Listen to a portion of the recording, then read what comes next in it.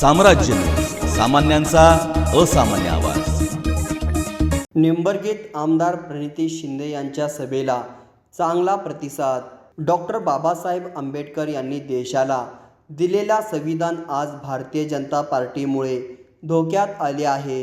हे संविधान वाचवायचे असेल तर काँग्रेस पक्षाशिवाय पर्याय नाही।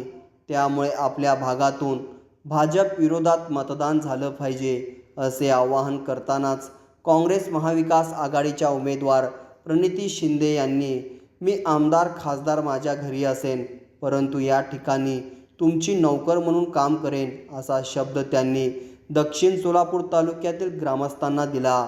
आमदार प्रणिती शिंदे यांचा शुक्रवारी दक्षिण सोलापूर तालुक्यात झंझावाती दौरा झाला। सकाळी बसवनगर या ठिकाणाहून या दौऱ्याची सुरुवात झाली। दौऱ्याचा शेवट मंद्रुप येथील सभेने झाला।